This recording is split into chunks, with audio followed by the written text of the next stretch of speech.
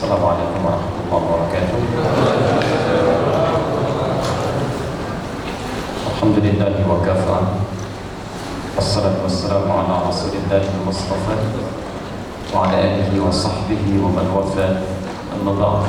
Ya ibadallah, usilasi wa iyyakum bitaqwallahi faqad faza al-muttaqun wa la tamutunna illa wa antum muslimun. Qala ta'ala ya ayyuhalladzina amanu taqullaha haqqa tuqatih wa la tamutunna illa wa antum muslimun. Saudara-saudariku, alhamdulillah kita awali pertemuan kita di sore ini dengan bersyukur pada Allah Subhanahu wa taala. Kita masih diberikan kesempatan oleh Allah untuk bisa menunaikan siam Ramadan hingga tanggal kedua Ramadan ini. Semoga Allah Subhanahu wa taala menerima setiap ibadah yang pernah kita tunaikan, kemudian menyempurnakan kekurangan-kekurangan yang terjadi di dalamnya dan membimbing kita supaya bisa menunaikan ibadah di waktu siang ini sampai dengan akhirnya insyaallah lebih baik dibandingkan dengan tahun-tahun yang telah berlalu sebelumnya. Baik, kita akan teruskan kajian kita dalam pembahasan kitab As-Siyam ya Imam Al-Bukhari pada hadis nomor 2. Hadis pertama telah kita uraikan pada hari yang lalu dengan mengambil kesimpulan bahwa orang-orang yang puasa itu sesungguhnya bila puasanya benar ditunaikan maka ia bisa menjaga diri melahirkan perisai dari perbuatan-perbuatan, sifat dan sikap yang tidak dibenarkan oleh agama ya. Baik itu yang melahirkan dosa seperti rafath ataupun hal-hal yang tidak bermanfaat sekalipun belum tentu menghadirkan dosa dalam kehidupannya. Maka bila itu bisa dikerjakan, Allah akan berikan kemuliaan-kemuliaan bahkan saat dia boleh dihisab nanti sampai di akhirat ya. Maka lisannya dijadikan haram oleh Allah Subhanahu wa taala. Setiap aktivitasnya dilipat gandakan dalam kebaikannya 10 kali lipat di hari biasa. Demikian seterusnya. Karena itu, mari kita evaluasi diri sampai dengan sore ini sejauh mana kita sudah mengamalkan hadis pertama yang sudah kita bahas di hari lalu. Ya. Baik, kita lanjutkan hadis yang kedua.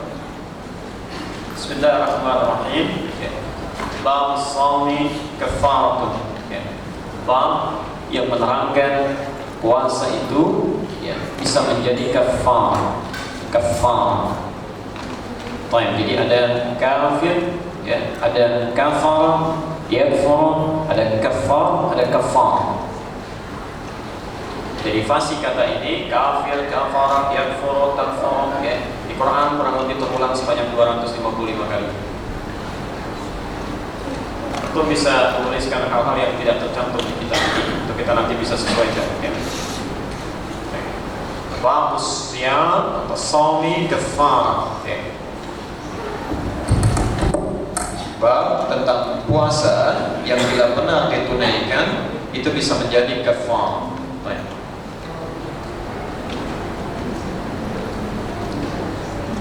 Akar katanya berasal dari kata kafar ya, semulanya. Ini asal kata, ya, mula katanya dari kata kafar ya. Yakfur kufran ya. Baik, ada kafir dari kata sini muncul kafar. Asalnya sesuatu yang terhalang, tertutup. Okay. Kalau misal ini ada handphone, kemudian ada kitab, ya. Dan handphone ini terhalang dari pandangan Anda karena saya tutup begini, ya. Maka saya katakan al-kitab, ya kan, kafarun lil maqam. Ya. Kitab ini menutup handphone sehingga nggak bisa melihat. Ya. Baik, ada orang kafir. Kenapa disebut dengan kafir? Ya, karena antara dirinya dengan hidayah Allah itu ada penutup. Dia nggak bisa lihat, ya, karena perbuatan-perbuatan yang dia lakukan. Ya, bisa, mohon maaf. Tadinya ketika terlahir kata Nabi, kullu mauludin yuladu 'alal fitrah. Semua yang lahir itu punya fitrah, cenderung pada kebaikan. Dia cepat menerima yang baik, ya, cepat menangkap yang baik. Hanya mohon maaf dalam perjalanan hidup ya, fa'abawahu yuhawwidanihi aw yunassaranihi aw yumajjisanihi. Maka lingkungan di sekitarnya, bisa orang tuanya, bisa kerabatnya, bisa sekolahnya, kan macam-macam, merubah perilaku dia, bisa seperti orang-orang Yahudi, Nasrani, Majusi atau semisalnya. Nah, pelan-pelan saya ingin tunjukkan satu hal, contoh-contoh dalam Quran saya. Ini telinga, fungsinya baik. Ya. Jadi ada fungsi pendengaran normal sifatnya, mendengar biasa saja. Ada fungsi nilai yang bisa membedakan mana yang baik, mana yang buruk. Ada orang-orang telinganya yang pendengarannya berfungsi normal, cuma dia nggak bisa bedakan antara baik dengan buruk. Bisa. Kalau telinga itu disebut udhun,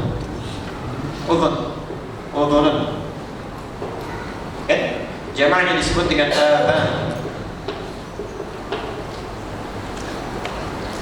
Fungsinya pendengaran disebut sami'a yasma'. Sami'a yasma'u sama'. Ini pendengarannya. Kata Quran, ada orang yang punya telinga tapi nggak bisa dengar. Bukan nggak bisa dengar hal-hal yang pendengaran biasa, tidak, bunyi dia dengar, kan? Kalimat dia dengar, cuma telinganya nggak peka. Ada nggak dengar walaupun di samping masjid itu. Saking sayangnya Allah pada orang ini di masjid ya, dengan izin Allah dibangunkan samping rumahnya, tapi nggak bisa dengar. Salatu khairun minan naum, tidur aja. Tapi bola itu bisa dengar, atau pemimpi pun masuk. Ini jadi masalah tuh. Ya, musik bisa kedengaran tuh, jauh-jauh dikejar sampai ke GBK macam-macam. Nyampe nampak. Nah, maka di Quran surah ke-7 itu ayat 179, kan? Baik, itu ada redaksi walahum adhanun la yasma'una biha. Ada orang-orang yang memiliki telinga tapi sulit untuk bisa dengar kebaikan-kebaikan. Di antara sebabnya nanti, ada kebanyakan makan yang haram, ada berbuat maksiat. Jadi kalau telinga ini sering dipakai yang jelek-jelek, mendengarkan yang tidak bagus, termasuk taklim, hati-hati, Ada ikut taklim yang tidak baik, kan? Yang menjauhkan dari agama, yang buruk-buruk. Nanti nggak biasa dengan yang baik, susah itu, susah. Kata Quran di Quran surah ke-6 Al-An'am ayat ke-25, di pertengahannya, wa fi adhanihim waqra. Ada orang-orang yang di telinganya punya sumbatan, ada tersumbat. Baik. Bahkan jelas langsung, bukan cuma adhannya telinganya, samanya disebutkan. Al-Baqarah ayat 7 kita hafal, khatamallahu ala wa ala sam'i. Ada yang nggak bisa dengar, ada yang terhalang itu. Baik, pelan-pelan. Sama dengan penglihatan fisik, pernah saya terangkan, disebut dengan basar. Basar itu penglihatan fisikal. Benda-benda yang kita lihat, ada mikrofon, ini ada handphone, ini ada spidol misalnya, ini basar namanya. Misal Quran surah ke